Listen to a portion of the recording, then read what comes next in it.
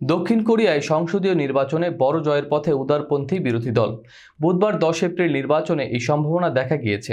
জাতীয় নির্বাচন কমিশন ও নেটওয়ার্ক সম্প্রচারকারী একটি জরিপের মধ্য দিয়ে জানিয়েছিল, নতুন আইনসভায় 99% ভোট গণনার পর 300টি আসনের মধ্যে সম্ভবত 170টিরও বেশি আসন পেতে পারে ডেমোক্রেটিক পার্টি। এছাড়া ডিপির সঙ্গে জোটবদ্ধ একটি বিভক্ত উদারপন্থী দল কমপক্ষে 10টি আসন পেতে পারে। কিছু বিশ্লেষক বলেছেন, জীবনযাত্রার ব্যয়, সংকট এবং রাজনৈতিক কেলেঙ্কারির কারণে ইউএন হেরে যাবেন।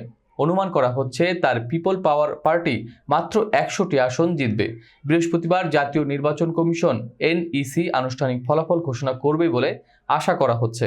এনইসি অনুসারে প্রায় 2,97,00,000 মানুষ বা 67% মানুষ ভোট দিয়েছেন, যার মধ্যে 1,40,00,000 গত সপ্তাহের প্রথম দিকে আগাম ভোট দিয়েছিলেন।